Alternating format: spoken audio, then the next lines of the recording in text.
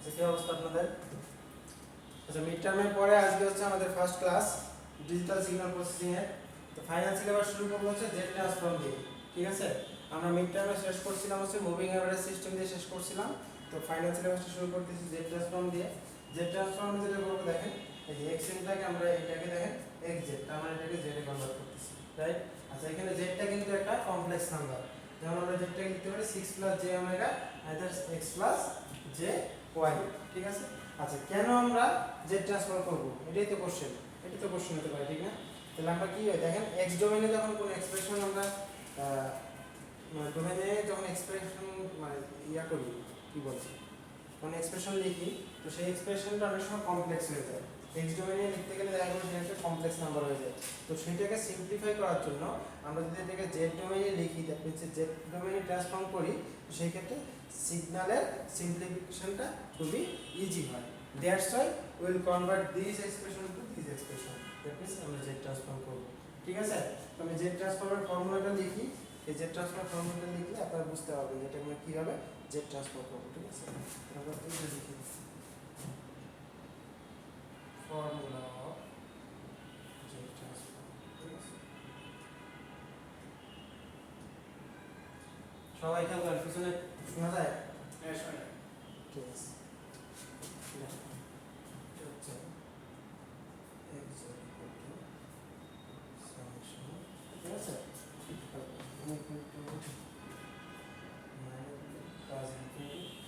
ঠিক আছে।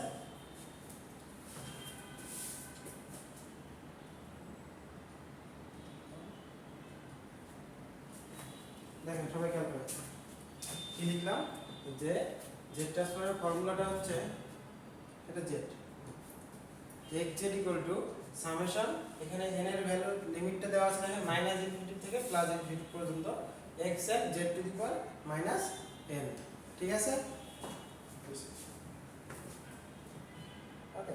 আচ্ছা এখন এই এক্সপ্রেশনটাকে যদি আমি একটু সিম্পলিফাই করতে দেই, আচ্ছা ইনফিনিটি পর্যন্ত ভ্যালু দিব না, আমি n এর ভ্যালু আপনাদের বলে দিলাম -3 থেকে +4 পর্যন্ত, +3 পর্যন্ত, এই দিয়ে বলে দিলাম।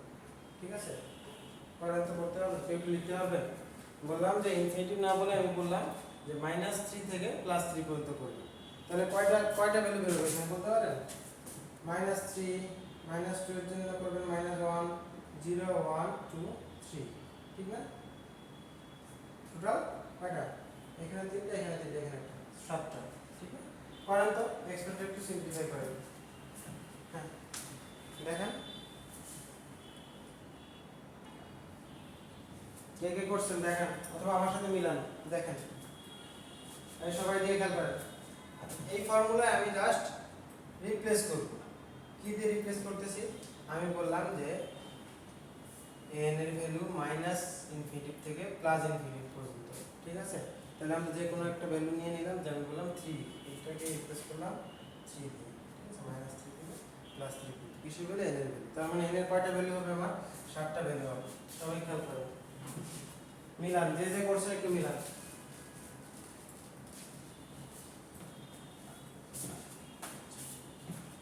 আমার সাথে করে না, যে যে করে না আমার সাথে করে না।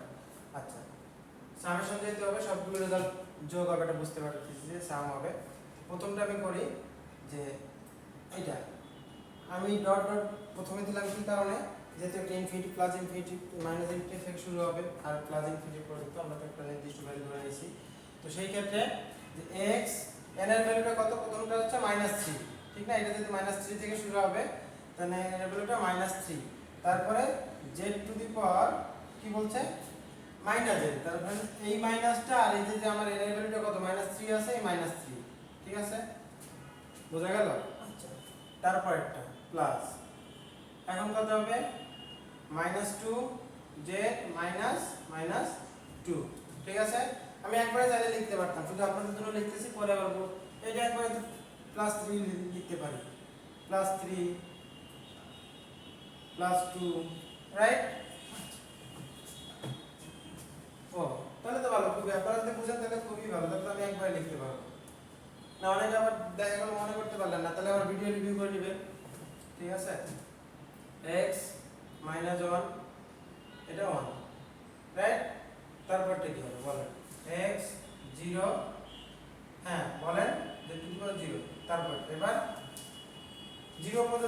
তার মানে ভ্যালু -3 -2 -1 0 শেষ। এবার 1 2 and 3, ঠিক আছে?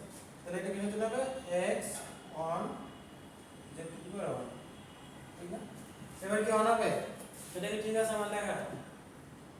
কেউ একজন বলেন না ঠিক নাই, কারণ স্যার ফর্মুলা 1 -n ছিল, তারপরে +n যে +1 যেহেতু, তার মানে আমার ফর্মুলার যে মাইনাসটা ছিল সেই মাইনাসটা এখানে হবে।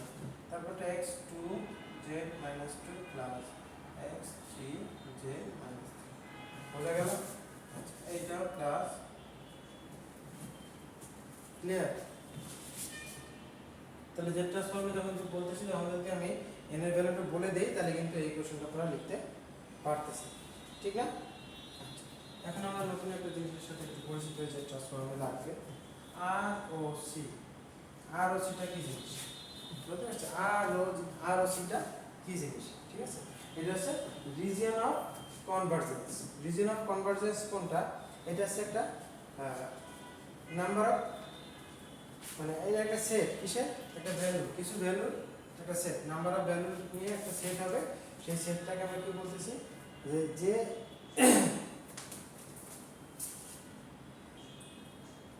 কি বললাম যে আমরা ROC-টাকে বলতেছি রিজিয়ন অফ কনভারজেন্স। এটা হচ্ছে যে একটা z এর কিছু ভ্যালু থাকবে, আমরা যে z ট্রান্সফর্ম করব এই z এর কিছু ভ্যালু থাকবে, z এর কিছু ভ্যালু থাকবে, মনে করেন এই যে ভ্যালুর একটা সেট, এই ভ্যালুগুলোর জন্য x এর একটা ফাইনাইট ভ্যালু হবে, z এর কিছু ভ্যালুর জন্য এই x এর ফুল মানটা একটা ফাইনাইট নাম্বার হবে। সেই সেটটাকে বলতেছি আমরা রিজিয়ন অফ কনভারজেন্স। তার মানে আমরা যদি এটাকে গ্রাফে যাই, তার মধ্যে গ্রাফে যাই, সেই ক্ষেত্রে একটা এইটা বলা যায় একটা রিজিয়ন, ঠিক না? এই রিজিয়নের ভিতরে এই অংশে যে ভ্যালুগুলো আছে এই ভ্যালুগুলোর জন্য ROC, দ্যাট মিন্স আপনার xz এর মান একটা ফাইনাইট মান হয়। তাহলে আমি বলতে পারি যে xz এর এইটা হচ্ছে ROC, রিজন অফ কনভারজেন্স। এই সকল জায়গায় যে ভ্যালু আছে এই ভ্যালুগুলোর জন্য সে কিন্তু ফাইনাইট হবে, ঠিক আছে? এগুলোর জন্য ফাইনাইট হবে না, শুধু ফাইনাইট হবে এই জায়গাটার জন্য, বোঝা গেল? তার মানে এটাকে বলবো আমি ওইটা ROC, এটা হচ্ছে রিজন অফ কনভারজেন্স। আমরা নেক্সট এই ফর্মুলাতে ম্যাথ করব, ROC বের করব, ঠিক আছে? কোনটা ROC আছে কোনটা ROC নাই। আচ্ছা আমরা এখন কয়েকটা एग्जांपल করি তাহলে ক্লিয়ার হবে। যে আমি একটা এক্সপ্রেশন দিয়ে দিলাম যে x = 1257001, ঠিক আছে? তো এইটার ROC বের করতে বলি, find out the ROC of this, ঠিক আছে? এটা ROC যদি বের করতে বলি তো আগে আমি z ট্রান্সফর্ম করে নিই, ঠিক না? এক্সেলটাকে z ট্রান্সফর্ম করতে হলে এখানে একটা জিনিস খেয়াল করেন যে x এর ভ্যালু দেওয়া ছিল 1257001। সেই ক্ষেত্রে আপনাদের মনে আছে প্রথম দিকে পড়াইছিলাম sequence representation, tabular representation, functional representation. তো সেটা সিকোয়েন্স রিপ্রেজেন্টেশনে কি ছিল, যদি এক্সেলটা কি অ্যামপ্লিটিউড টাইপ, অ্যামপ্লিটিউডের ভ্যালু যদি দেওয়া থাকে আর আমার টাইমের ভ্যালুটা দেওয়া হয়, তো আমি জানি যে অ্যামপ্লিটিউডের ভ্যালু যদি দেওয়া থাকে, অ্যামপ্লিটিউডে সেই ক্ষেত্রে যদি কোনো ইন্ডিকেশন দেওয়া থাকে যে 5 এর উপরে একটা ইন্ডিকেশন দেওয়া ছিল, তার মানে আমি এর ভ্যালুটা কিন্তু সহজে আইডেন্টিফাই করতে পারি, ঠিক না? যে এখানে টাইমটা কত কত ছিল, তার মানে যেটাই আইডেন্টিফিকেশন দেওয়া থাকবে অথবা বোল্ড করা থাকবে বা অ্যারো সাইন দেওয়া থাকবে, that means this is the value for amplitude, this is the value for amplitude when n is equal to 0। তার মানে n এর ভ্যালু যখন 0 তখন অ্যামপ্লিটিউডটা ছিল 5। তাহলে এখন এটা যদি 0 হয় তাহলে এদিকে 1 2 3 আর এটা -1 -2, এটা বোঝা গেল? ক্লিয়ার? তাহলে n এর ভ্যালুটা বোঝা গেল যে এই ইকুয়েশনের জন্য n এর ভ্যালু কত কত আছে, -2 থেকে +3 পর্যন্ত, রাইট? -2 -1 0 1 2 and 3, ঠিক আছে? আচ্ছা তাহলে আমরা এটা থেকে দেখি এক্সাক্ট এই এক্সেলটাকে xz এ কনভার্ট করে ফেলি। তাহলে xz = কি হবে বলেন? হ্যাঁ, z ট্রান্সফর্মের ফর্মুলা লিখে রাখো। হ্যাঁ, n = -∞ থেকে +∞ xn z inverse minus, right? Okay, তাহলে এখন বলেন একটা জিনিস খেয়াল করেন, আগেরটা কিন্তু n টাকে আমরা রিপ্লেস করছিলাম xn এর ভিতরে যে n টা ছিল সেটা, এবার কিন্তু n এর জন্য xn, দ্যাট মিন্স অ্যামপ্লিটিউডের ভ্যালু কিন্তু বলে দেওয়া আছে। তার মানে প্রথমটার ক্ষেত্রে কি হবে, আমি কি লিখতে পারি xn, রাইট? xn কোন ক্ষেত্রে n এর মান কই থেকে আসে, -2 থেকে আসে, ঠিক কি না? তো প্রথমটার ক্ষেত্রে আমার xn এর ভ্যালু কত, এই যে xn এর অ্যামপ্লিটিউডটা কত আছে 1 z, এটা কি হবে এবার বলতে, এবার এখানে -n ছিল ফর্মুলায়, তাহলে এখানে আমার n এর ভ্যালুটা কত আছে বলেন -2, তার মানে এটা আমি একবার লিখতেছি মাইনাস মাইনাস প্লাস, তাহলে z স্কয়ার প্লাস তারপরটা x এর ভ্যালু 2 ডট z, হ্যাঁ z টু দি পাওয়ার -1 আর ফর্মুলা মাইনাস ছিল +1, হ্যাঁ প্লাস তারপরটা 5 good z to the power, হ্যাঁ n এর ভ্যালুটা কত এখানে 0, তাহলে 0 প্লাস 7 এবার 1, তাহলে -1 প্লাস কত 0 dot z -2 plus 1 dot z z to the power -3। Clear?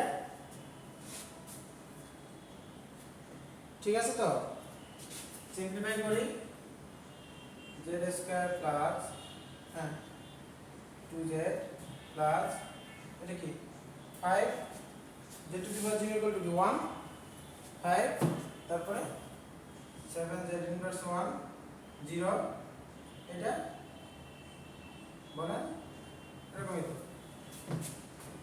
ঠিক না?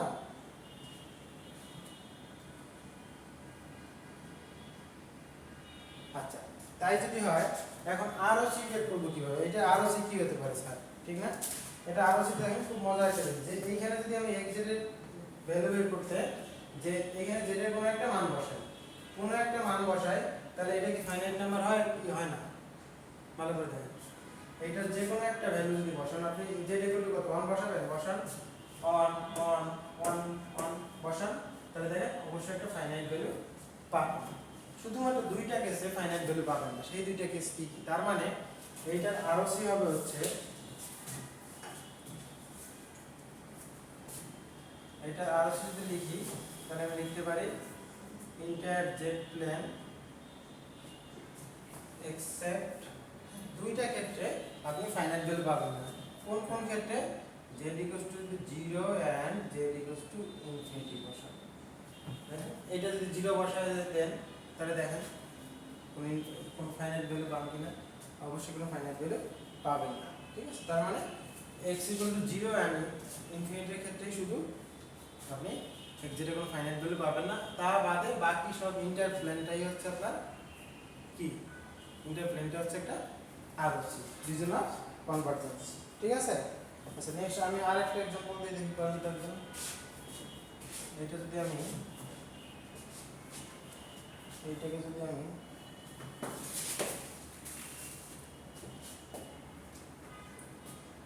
পয়েন্ট করতে পারলে 5 মার্কস বোনাস পাবেন সবাই। ক্লাস টেস্ট, এটাই ক্লাস টেস্ট, এটাই যে করতে পারবেন এটাই ক্লাস টেস্ট, এটা করতে হলে +5 পাবেন। xn del, মনে আছে আমি বলছিলাম ডেল, আমি কয়টা টার্ম বলছিলাম না, ডেল এন ইউএন, এই জিনিসগুলো বলার সাথে সাথে যেন মাথায় চলে আসে এইটা কি ইউনিট ইম্পালস সিকোয়েন্স, আর এইটা কি unit step sequence. Okay okay, let's try to find out the ROC. এটা আরওসিটা বের করেন দেখি, করেন।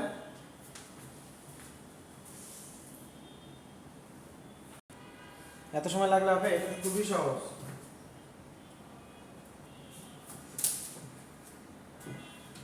এটা কন্ডিশন কি ছিল?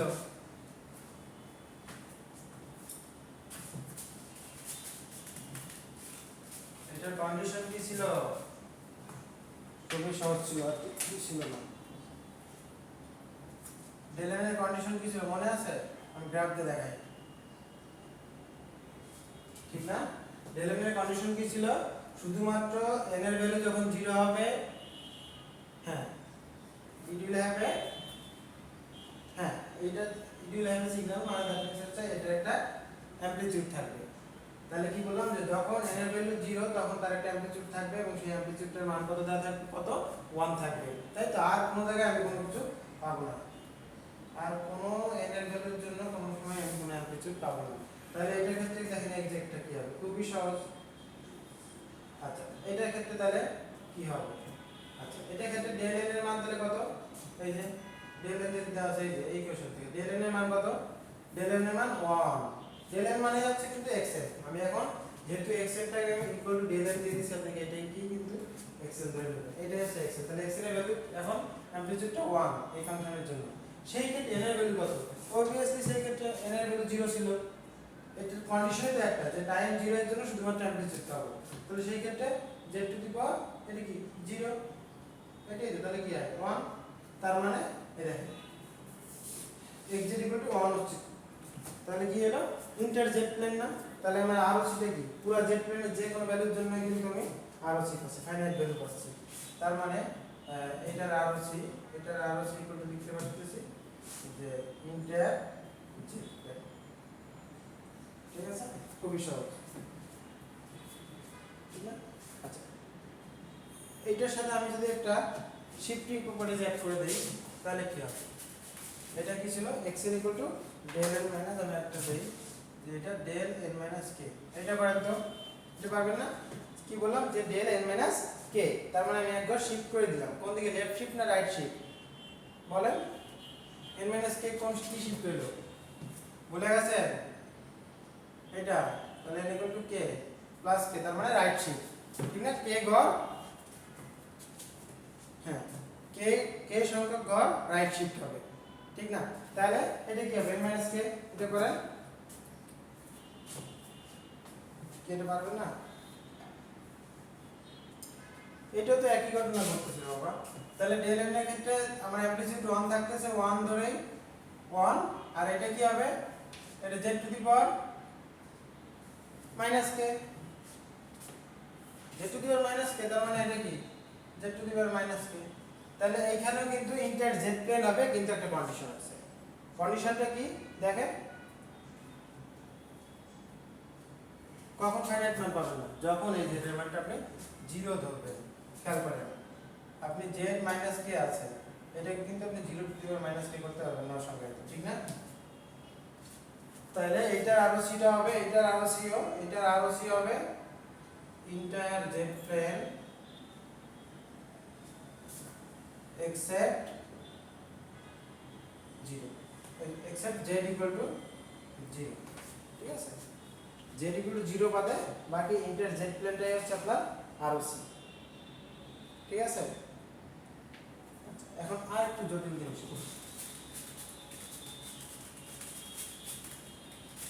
সরি কোর্সটাতে আমি কিন্তু একটু ম্যাথমেটিক্যাল টার্ম বেশি হয়ে যাচ্ছে সম্ভবত, কিন্তু এই কোর্সটা তেমনই ম্যাথমেটিক্যাল টার্ম ছাড়া তো কোনো কিছুই দেখতেছি না আমি। ইন্টারেস্টিং জিনিস পড়বো লাস্টের দিকে, ফিচার পড়বো যখন, তখন ইন্টারেস্টিং জিনিস পড়বো। আচ্ছা, এই জিনিসগুলো শেষ করি। আচ্ছা, এখন যদি দেই যে x এর ইকুয়াল টু, বলেন কি দিব, a to the power n, এটা যদি দেখেন এটা কি করে, এটা কি একজন করতে পারবেন?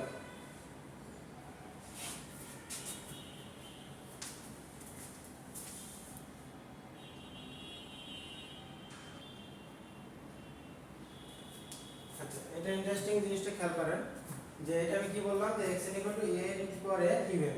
আচ্ছা, ইভেন বলার সাথে সাথে মনে করেন তো, হ্যাঁ কি ইউনিট টেস্টেড ফাংশন, ঠিক না? ইউনিট টেস্টেড ফাংশনের কন্ডিশনটা কি ছিল মনে আছে? বলেন তো, n এর সকল পজিটিভ ভ্যালুর জন্য অ্যামপ্লিটিউড কত হবে? 1 হবে। তার মানে এইখানে এইদিকে সবগুলো 1, ঠিক না? 0, তার মানে এদিকে সকল পজিটিভ ইনফিনিটি পর্যন্ত সবগুলো ভ্যালুর মান হচ্ছে 1 অ্যামপ্লিটিউড। কখন? n এর মান যখন 0 থেকে বড় হবে। তার মানে এরকম ছিল un ইকুয়াল টু 1 হবে, কখন কন্ডিশনটা ছিল? n এর ভ্যালু যখন গ্রেটার দেন ইকুয়াল 0, 0 এর থেকে সমান অথবা বড় হবে। আইদার যদি 0 এর ছোট হয়ে যায় তাহলে সেই ক্ষেত্রে কিন্তু কোনো ভ্যালু থাকবে না কিছু, ঠিক আছে? তাহলে এই ক্ষেত্রে এটা যদি মাথায় রাখেন তাহলে খেয়াল করেন। এখন এটাকে আমি জেড ট্রান্সফর্ম করব। এখন x এর equal to a to the power n un দেওয়া আছে, তাহলে a to the power n un টা আমি, আচ্ছা এখানে একবার লিখি un, ঠিক আছে? এটাই তো x এর value dot z to the power minus, এটাই তো ছিল, ঠিক না? আচ্ছা, তো সেটাতে এখানে un এর ভ্যালুটা কত হবে? অ্যামপ্লিটিউডটা কত বললাম? অলওয়েজ 1। কোন কন্ডিশনে 1? 0 থেকে প্লাস ইনফিনিটি পর্যন্ত, সেই কন্ডিশনটা আমরা দিয়ে দিছি। সরি, যে 0 থেকে ইনফিনিটি পর্যন্ত। তাহলে 0 থেকে প্লাস পজিটিভ দিকে যতগুলো ভ্যালু হবে সবগুলোর জন্য অ্যামপ্লিটিউড 1 হবে, তো সেই ক্ষেত্রে অ্যামপ্লিটিউড ইউনিয়ন ইকুয়াল টু 1, এই জন্য আমি অ্যামপ্লিটিউড লিখলাম না, একবারে লিখলাম a to the power n z inverse. ঠিক আছে, এটাকে আমি আরেকটু সিম্পলিফাই করি, n ইকুয়াল টু 0, আচ্ছা ঠিক ইনফিনিটি। আচ্ছা এইখানে যেটা দেখেন a to the power n z ইনভার্সটাকে কি লেখা যায়, 1 by z to the power n লেখা যায়, যায় তো। আচ্ছা ইনভার্সটা তুলে দিলাম আর কিছুই না। আচ্ছা তারপরে এটাকে আমি আরেকটু সিম্পলিফাই করি, a to the power n z to the power n করা যায়, 1 by z to the power n ছিল। আচ্ছা এটাকে যদি আমি আরো একটা লাইন সিম্পলিফাই করে ফেলি, 0 infinity a z whole to the power n, এটা করা যায়, খেয়াল করেন যায় কিনা।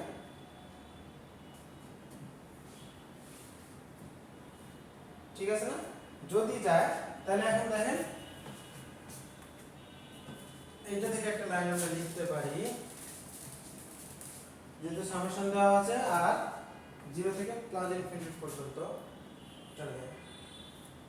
প্রথম ব্র্যাকেটে n এর ভ্যালু যদি 0 দেই তাহলে প্রথমটা কিন্তু কি আসবে, যা কিছু দেন পাওয়ার যদি 0 দেন তাহলে কি 1 আসবে না, তাহলে প্রথমটা 1 প্লাস তারপরে a to the power z, এটা কি হবে বলেন, হ্যাঁ 0 থেকে n এর ভ্যালু কই যাচ্ছে, 0 থেকে প্লাস ইনফিনিটি, তার মানে আসছে 0 থেকে, হ্যাঁ আচ্ছা তারপরটা a বাই z বলেন, এখানে কি হবে বলেন, স্কয়ার, তারপরটা কিউব। ঠিক আছে না, এক্স্যাক্টলি। তার মানে কি আমি বললাম যে 0 থেকে পজিটিভ দিকে সব যেতে যাচ্ছে, তাহলে এটার উপরে আমি শুধু 0টাকে রিপ্লেস করতেছি নাম্বার দিয়ে, তারপরটা a বাই স্কয়ার, তারপরটা কিউব ইনফিনিটি। ঠিক আছে, ঠিক না,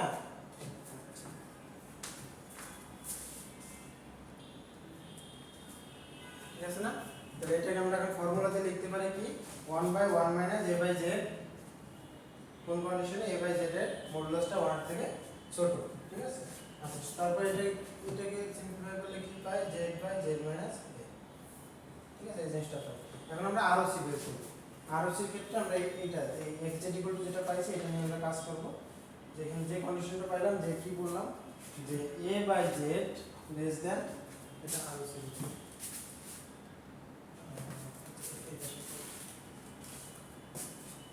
ROC ইকুয়াল টু হচ্ছে ROC বের করব, সেক্ষেত্রে a বাই z এই কন্ডিশনটা a by z modulus less than 1 ছিল। এটাকে যদি আমরা সাইনটা greater than sign equal sign change করে দিই তাহলে কি কি লিখতে পারি, z বাই a এটা লিখতে পারি, এটা তো সবাই পারার কথা। ঠিক আছে, z বাই a সেটা, তারপর এটা করি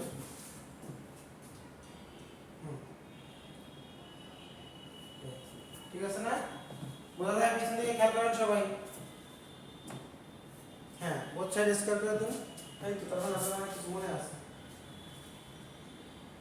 z square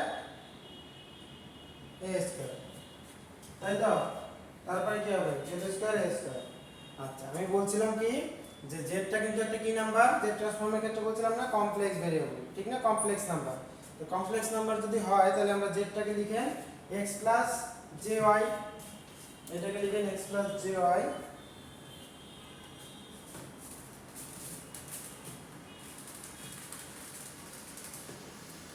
x plus jy, x plus jy whole square minus x। ঠিক আছে না, জেডটাকে আমরা এটা লিখব, ঠিক আছে। আচ্ছা আমি এই পাশ থেকে কমপ্লেক্স টার্মটাকে উঠাই দিব, তাই তো, হ্যাঁ তাহলে কি করা যায়, x square plus exactly y square. ঠিক আছে না, বাদ গেছে কিছু, যেহেতু রুট ওভার দিয়েছি a স্কয়ারটা দিতে হবে, বোঝা গেছে,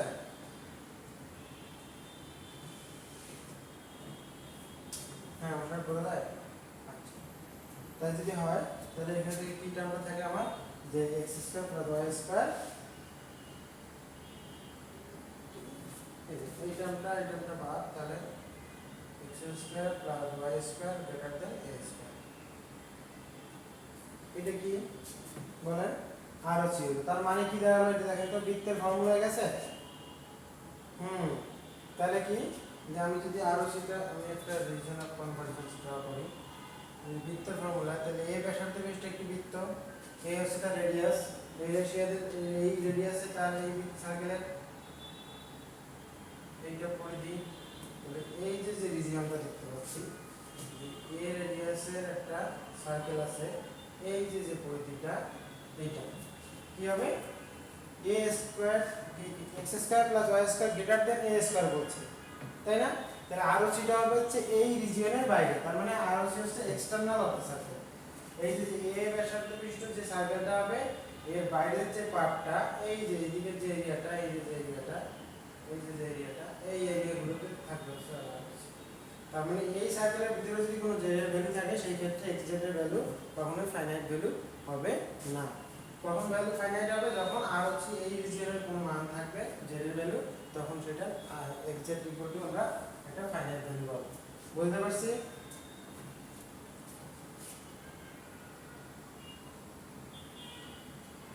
ঠিক আছে, কই দিই আপনি আগেই করছেন। হ্যাঁ হ্যাঁ হ্যাঁ, একই জিনিস, একই কথা। আচ্ছা, এবার যদি আমি সেম জিনিসটাকে আমি একটু চেঞ্জ করে দেই, তাহলে এই আরো সিটা না, যে আরো সিটা যে এইভাবে এখন যে বাইরে হইল না, এই আরো সিটা তো এখন এই যে এটার বাইরে হয়েছে, ঠিক না? এইটা আরো সি দিয়েছে, আরো সি।